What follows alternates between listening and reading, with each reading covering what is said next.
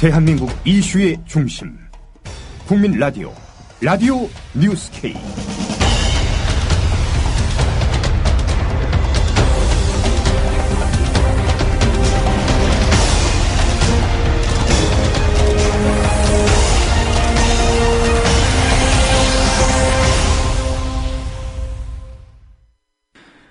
여러분 안녕하십니까? 5월 15일 목요일 라디오 뉴스 K입니다.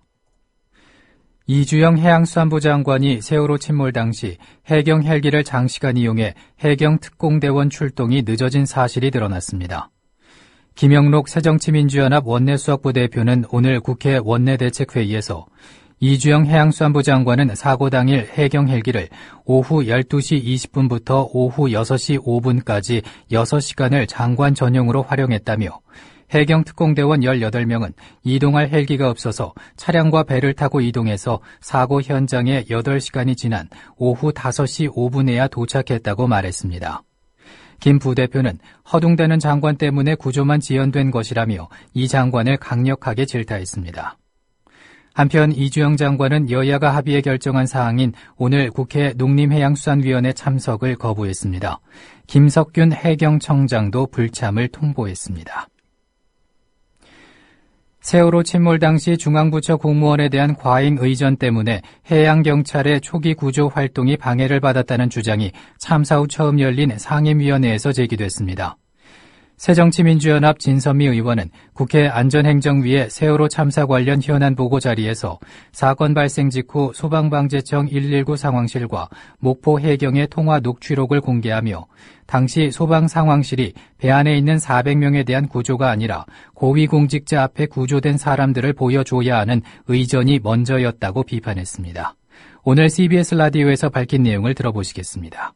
지금 거기서는 뭐라고 얘기하면 보건복지부의 재난의료팀하고 중앙구조본부의 구조팀 같은 그런 인력이 지금 중앙에서 이제 내려오고 있는데 어디로 가느냐 그 의미로 얘기한 거지 뭐 높은 사람이 오니까 어떻게 의전하느냐 그 얘기는 아니었다 이렇게 해명은 하거든요. 네네. 저는 의전이라는 게 어떤 여러 가지 의미로 쓰일 수 있다고 생각합니다. 제가 강조하고자 했던 의전이라는 건 뭐냐면 그 아까 10시 34분이 중요하다고 말씀드리는 게 10시 37분에 그러니까 10시 30분에 전남 그 소방방재청 본부장이 이 현장을 오고 있습니다. 헬기를 타고. 아하.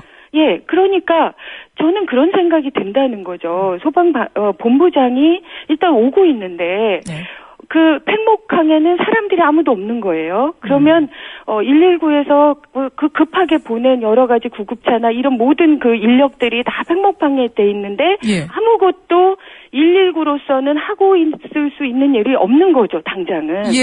그런데 그러면 그 대장이 오는데 그렇게 되면 이상하잖아요. 그러니까 저는 그걸 계속 확인했다고 생각하는 거죠. 아, 그래서 우리 대장님이 소가차도에 오는데? 그래서 보시면 제가 그래서 다 공개한 겁니다. 소가차도에 헬기가 내릴 수 있냐? 거긴 섬이라서 사람이 못 가지 않냐? 계속 그 얘기를 확인하고 있는 거예요. 그렇군요. 네. 이게 참 말씀하신 것처럼 어떤 본부장이 오는 것에 대한 의전 때문이었으면 정말 큰일이고 119 해명처럼 그게 설사 아니라 하더라도 어떻게 이렇게 심각한 동문서답이 오갈 수 있는가 이 중요한 상황에서 그 말씀을. 그렇습니다. 그 황금 같은 사람들을 살릴 수 있는 그 골든타임에 제가 그 말인 겁니다. 여기에 포인트는 뭐냐면 아까도 말씀드렸지만 10시 7분에 해경이 배 침몰하고 있고 그럼 사람 다 구조했어요? 이렇게 물어요. 근데 아니 못 구조했다. 70명 정도밖에 못 구조해서 400명 이상이 아직 구조도 못했다. 그럼 사람들이 다 나왔나요? 아니요. 배 안에서 못 나왔어요. 이 얘기들을 10시 7분, 10시 45분에 서로 주고받아요. 근데 그 얘기들이 정말 중요한 청와대나 안행부에 보고되지 않은 거죠. 그렇지 않으면 어떻게 11시에 모든 인명이 구조됐다 이렇게 얘기하고 그런 오보가 나고 청와대에 11시 넘게 보고가 올라간 그 자료에 인명피해가 없다고 올라갑니다. 정청래 새정치민주연합 의원은 안철수 공동대표의 지방선거 공천에 대해서 개혁공천이 아니라 계약공천이라며 5대5 지분이라는 이유로 깜냥도 안 되는 사람들이 점령군처럼 밀고 들어와 좋은 후보를 밀어냈다고 밝혔습니다. 정 의원은 오늘 국민라디오 조상훈의 뉴스바 초대석과의 인터뷰에서 김대중은 자기 팔을 갈라 당을 살렸고 안철수는 남의 팔을 잘라 당을 죽인다라는 의견을 의총에서 밝혔다. 또 이런 당대표라면 퇴진운동도 하겠다고 말을 했다. 그래서 괘씸죄가 적용됐다는 얘기를 최고위원으로부터 들었다고 설명했습니다. 정 의원은 광주시장 전략공천에 대해서도 전략공천이 아니라 정략공천이라며 지방선거 결과와 관계없이 안철수 대표는 책임을 면하기 어려울 것이라고 규탄했습니다. 들어보시겠습니다. 저희 성산 2동 상암동 구의원 같은 경우 다른 동네에서 갑자기 날아 들어왔어요. 이 지역에서 활동도 전혀 안 했는데 근데 무조건 안철수 쪽이니까 경선을 붙여야 된다. 그래서 경선을 붙였습니다. 예. 75대 25가 나왔어요. 그러니까 해보나 마나 의미 없는 게임이지 않습니까? 자, 근데 저희 지역 서울시의원 같은 경우는 12년 전에 탈당하고 무소속 출마했다. 라는 것이 결격 사유였어요. 부적격. 12년 전에. 예. 그런데 4년 전에 공천을 받고 출마해서 시의원 활동을 왕성하게 했거든요. 그러면 그것은 이미 일사부재의 원칙에 의해서 이미 끝난 겁니다. 평가를 받은 거죠. 4년 전에는 8년 전이었으니까요. 그렇습니다. 그 기준을 한다면. 예. 그리고 나서 그때 경선했던 분이 경선이 지금 현역 시장과 경선을 하고 패했어요. 그리고 오세훈 시장 비서로 갔어요. 예. 그러면 이번에는 평가는 3년 전에 오세훈 시장 비서로 간 것이 정체성이 적합하냐 안 적합하냐 이걸 따져야 되지 않습니까? 근데 12년 전 거를 지금 책임을 4년 전에 공천을 받고 출마해서 시의원이 된 분을 이번에 12년 걸 부적격으로 판단하고 예. 그냥 단수로 이렇게 한 거죠. 그러니까 이것은 원칙에 맞지 않고 그렇습니다. 그러니까 반도체 산업 직업병 피해자 모임인 반올림은 오늘 삼성의 사과와 보상 약속을 환영하며 이를 진일보한 태도라고 받아들였습니다.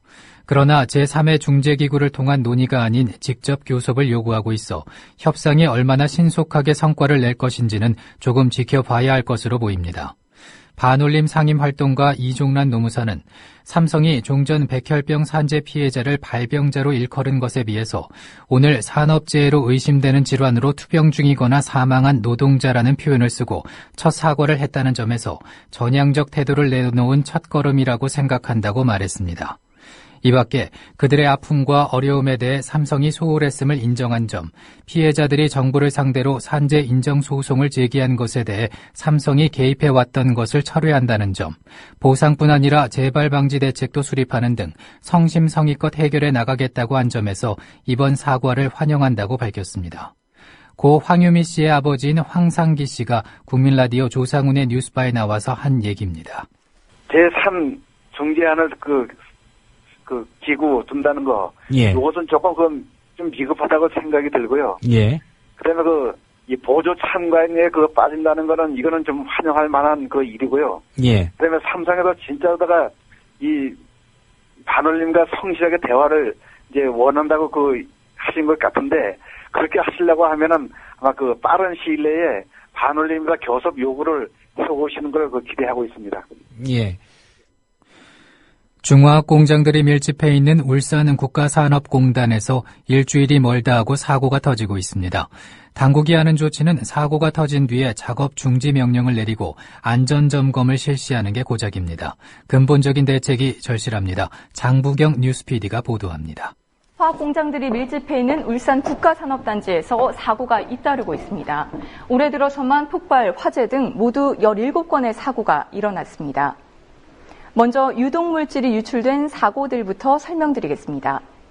지난 2월 22일 고려아연 울산 공장에서 협력업체 직원이 배관 작업을 하던 중 지하에 매설된 화학물질 이송 배관이 터져 유해 화학물질인 혼합 자일렌이 3만 리터나 유출되는 사고가 발생했습니다. 불과 사흘 후 비슷한 사고가 또 발생합니다.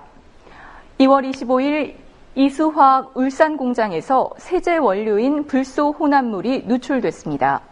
이 물질을 이송하는 펌프실 배관 연결 부위가 파손되면서 일어난 사고였습니다. 불소 혼합물에는 유독물질인 불화수소가 포함되어 있어 자칫 인명피해로 이어질 수 있었습니다. 원유 탱크에 기름이 유출되는 사고도 있었습니다. 지난달 4일 S-오일 온산 공장의 원유 탱크에 균열이 생겨 일어난 사고였습니다. 사흘 동안 원유가 유출됐고 유출량은 지난 1월 말 전남 여수에서 발생한 우이산호 기름 유출량의 30배에 가까운 14만 배럴에 달했습니다. 폭발 사고와 질식 사고도 잇따랐습니다. 지난 8일 화학공단에 위치한 두 회사에서 같은 날 2건의 사고가 발생합니다. 냉매 생산업체인 주식회사 후성에서 불산 제조공장의 보일러가 폭발해 1명이 숨지고 4명이 다쳤습니다. 하마터면 구미 불산 누출 사고와 같은 대형 재난으로 이어질 뻔했습니다. 거의 비슷한 시각 SK케미컬 울산 공장의 위험물 저장 탱크에서 청소 작업을 하던 협력업체 직원 4명이 질식을 당하는 사고도 일어났습니다. 어제도 폭발 사고가 있었습니다. 이번에는 LS 니코 재련 2공장에서 폭발 사고가 일어나 협력업체 직원 8명이 다쳤습니다. 보수 작업을 하던 중 구리물이 흐르는 탕로 끝부분에서 폭발이 발생했습니다. 현대중공업에서는 지난 3월부터 7건의 사고가 일어나 모두 8명이 숨지고 4명이 부상을 당했습니다. 특히 현대중공업과 미포조선이 있는 울산에서만 한 달간 5건의 사고가 발생했습니다. 울산 국가산업단지에서는 월 평균 3건 이상의 사고가 일어나고 있습니다. 사고가 일어날 때마다 뒤늦게 작업 중지 명령을 내리고 안전점검을 실시하지만 사고는 또 터집니다. 지난 1월 정부와 울산시가 출범시킨 울산화학재난방지센터도 제 기능을 다하지 못하고 있습니다. 북미TV 뉴스 장부경입니다. 진중권 동양대 교수는 최근 SNS 공감위원장을 맡으며 정의당 선거대책위원회에 합류한 이유에 대해서 당이 필요하면 활동해주는 게 옳다고 생각한다고 밝혔습니다. 진 교수는 MBC 라디오와의 전화 인터뷰에서 당원이 됐다는 건 그건 당비만 내는 게 아니라 당을 위해서 활동하겠다는 것까지 약속할 걸로 생각한다고 말했습니다. 들어보시겠습니다. 제가 앞서서 지금 그 지지율도 그렇습니다만 이 정의당이 뭔가 제 목소리를 6.4 지방선거를 앞두고 내지 못하고 있다. 존재감 문제에 대해서 말씀을 드렸는데 SNS 그 공감위원장으로서 이번 6.4 지방선거 정의당이 어떤 전략으로 임해야 되는가. 이게 뭐 당락과는 상관없이요. 큰 틀에서의 전략적 방향 어떻게 보고 계십니까? 저는 전략적 방향은 이미 이제 우리의 의사와 상관없이 정해졌다고 봅니다. 예. 왜냐하면 이번 지방선거 배경에는 그 세월호 침몰이라는 비극적인 사건이 존재하지 않습니까? 사실 세월호와 더불어서 국가 전체가 침몰을 해버렸고 여기에 대한 책임을 이제 물어야겠죠. 예. 사실 뭐 국가에 대한 신뢰 자체가 무너진 상태인데 이런 거죠.